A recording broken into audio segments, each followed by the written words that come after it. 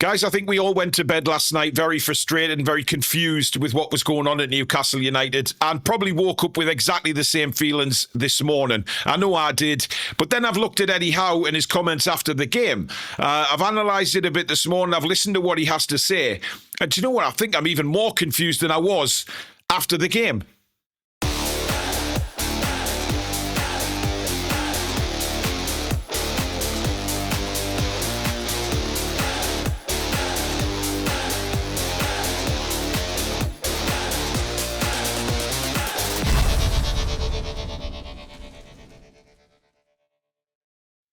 Hi everybody, welcome back to the Toon Review. My name's Paul. This is your latest Newcastle United news. Thank you once again for watching the video.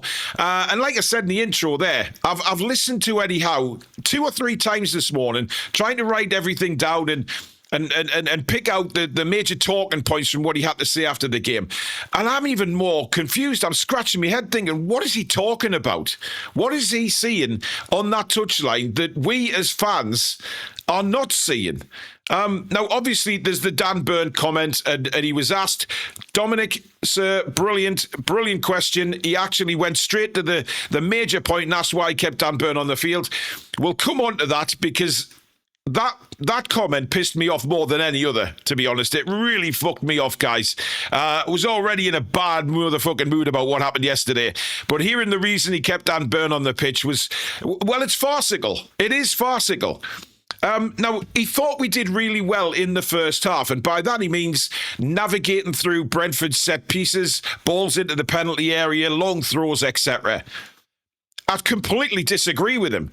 If you look back at that first half yesterday, how desperate some of the defending was. You know, we were so fortunate not to concede.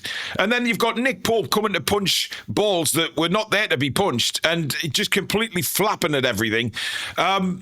We were so lucky. It wasn't even like we were on top when we scored. It was so against the run of play. Not taking anything away from Harvey Barnes, by the way, because he's one of the players that actually gave a shit yesterday and scored a brilliant goal. But the majority of that first half, it was incredible that we went in 1-0 up at half-time. Absolutely astounding. Now, he says it's different to the feeling that they had against West Ham. How? How is this any different, Eddie? Because I'm struggling to see how this is a different feeling to what we had at West Ham, because it was just as fucking bad. It was terrible. And that's what really pisses me off when I hear the manager saying this. It's different, you know. He thought the players gave everything. That's why it feels different. Well, fuck me with a brush. There's no way that was any different. It was still lethargic. It was still pathetic. And pathetic in probably a different way. But you know what? Can any Newcastle United fan tell me that every single player that was on that pitch for Newcastle United gave absolutely everything? Because I question that. I really do question that. And I hate saying that, because I love this current squad of players we have. And we know deep down we are so much better than what we're getting at the minute. But really, give everything. And it's important for him now to support the players and stay together. Well, what I think you need to do, Eddie, is put a rocket up some of these fucking players and not play Mr. Nice Guy. You know, yes, support the players, but support them in a way that's going to make them realise how pathetic they've been in the last 2 Premier League games. How awful they've been to watch. How much money Newcastle fans have spent travelling to London twice in a week to watch absolute balls on the pitch. Come on, Eddie. I mean, you are better than that, man. You have to be.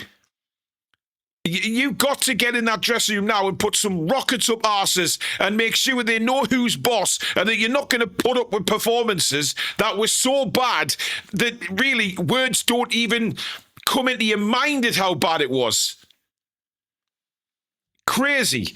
But this one about the game plan, he feels that we stood by the game plan for most of the game. We switched off for their equaliser, and that changed everything. Well, yes, Eddie, it changed everything because Brentford deserved that. They deserved their equaliser. They deserved to go on and win the game, because we deserved nothing from that yesterday. And this is, if that's our game plan, if the players stood by the game plan for most of that game, what the fuck was our game plan? Seriously. I mean, come on. If you're telling us, as the manager, that the players that went out on the field yesterday were sticking by the game plan for most of that game, what on earth was the game plan? It doesn't make sense. It does not make sense to me, and it probably doesn't make sense to a lot of you guys out there who are listening or watching the same interview and going, what game is this man watching? Now, look, I'm a big fan of Eddie Howe, and I'm still behind him. But he doesn't do himself any favours when he does things like he did yesterday, and then he comes out with things like this. It makes him sound like a desperate manager who is hanging on by a thread. These are what managers say, crazy things like this when they're really under pressure. Criticism, he feels, isn't a problem right now. Now, obviously, he is going to say that. Football managers always come in for criticism. They're always there for criticism. That is just part and parcel of the job.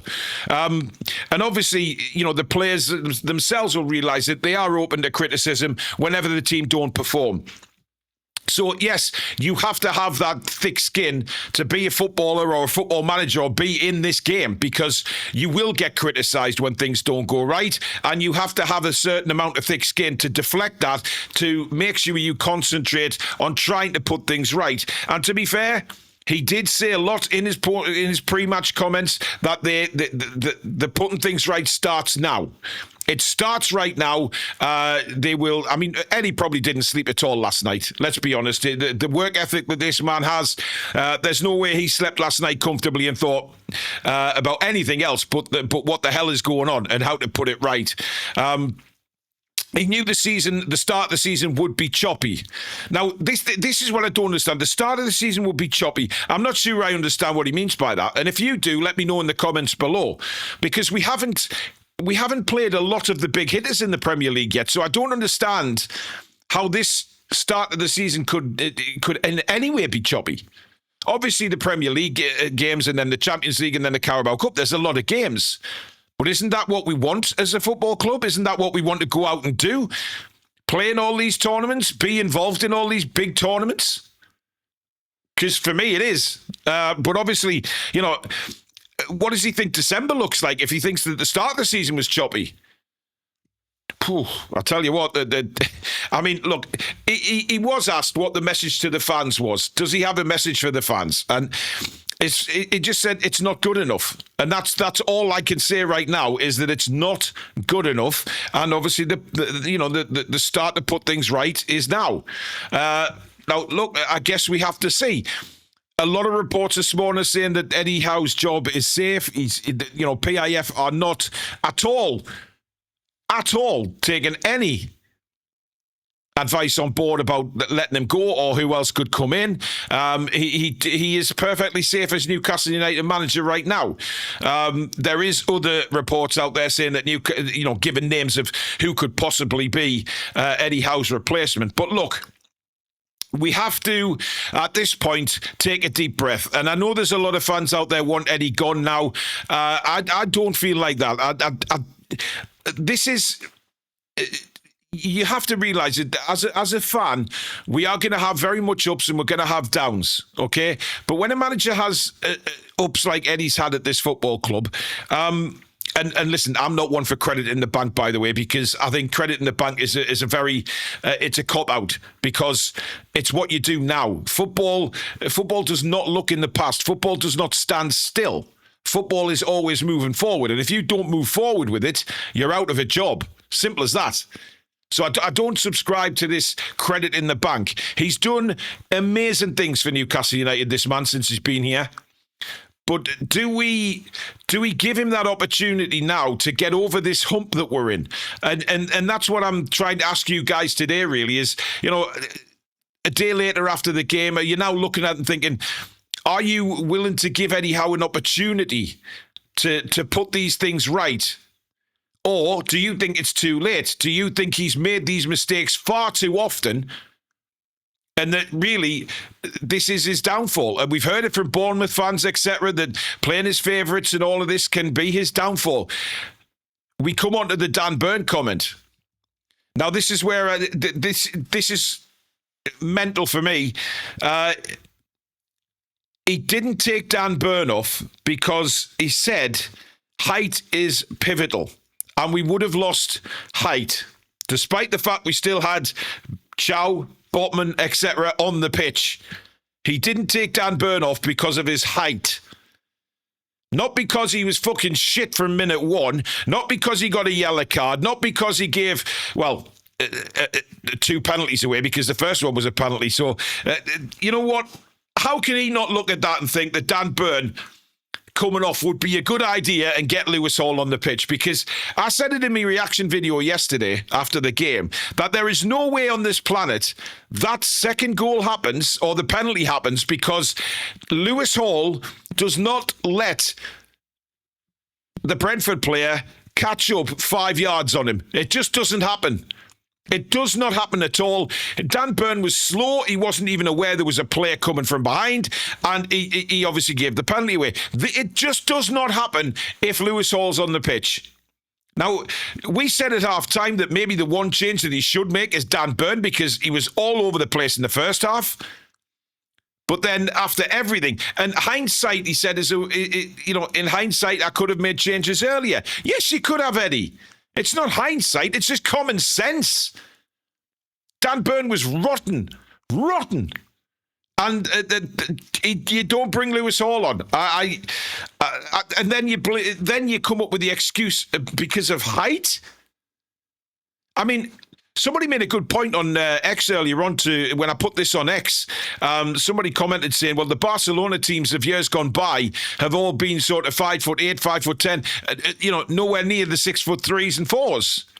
And they've been successful. Now, I know Barcelona's an extreme example because they've just been filled with world-class players. But you know what I'm saying? I mean, it just beggars belief. It beggars belief that he's excusing that decision because of height. Now, I'm sure we'll talk about that more in this live show tonight in the match review. But that's going to stir up a lot of anger amongst the fan base, that comment. It really is. He says they haven't helped Voltemada because of he's not getting enough of the ball. The team has to do better. I just think Voltemada is just a waste of a talent at the minute. You know, he's pulled some brilliant goals out this season, but in really the last few games he's been non-existent. Look, when I say non-existent, I don't mean that as harsh as I sound.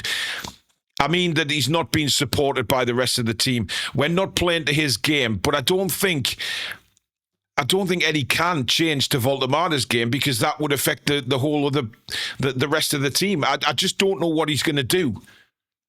And Voltemada, his flicks and tricks are fantastic. He's a brilliant player.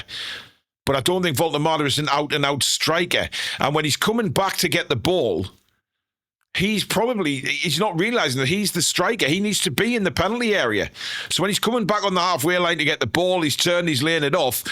The ball comes into the box. He's not there. There's a lot of things to work on. But for me, bloody hell, that comment about Dan Burn, it really fucked me off, actually. It really fucked me off. And I think whatever Eddie said after the game has pissed a lot of people off. It really has. He's got a lot of work to do now, Eddie. A lot of work to do. Because this team just looks like it's just floating away now. And obviously we play Manchester City at home next. Look, it's a 5:30 kickoff. It's under the lights. It's dark. There'll be a great atmosphere in St James's Park, no doubt about it. But, they're not raising their game for any other teams. We got Everton away the week after. That is going to be a tough game. There's some tough ones coming up. We got Tottenham in the Carabao Cup. No, sorry, we got Tottenham in the league, sorry. And then Burnley. Then away at Sunderland. These games just rack up. And it's... Jesus, December's not easy at all, but... Let me know in the comments. What do you think, guys? Has what Eddie Howe's had to say after the game pissed you off even more? Or do you see that he's Do you see any valid points that he's made that make you sit back and think, yeah, okay, right, yeah, I understand that? Or has it just confused you even more? Let me know in the comments, because I know it's pissed off a lot of people. Thank you very much for watching. Don't forget, we're back at 7 o'clock tonight live with the match review. We'll take a much deeper dive into Eddie Howe's comments, into the player performances, player ratings, all that kind of stuff. So please join us at 7 o'clock for that. But in the meantime, if you enjoyed this video, drop a like and please do subscribe. If you're new, it's free of charge. All we ask for is that you basically hit the notification bell so you never miss an upload or a live show.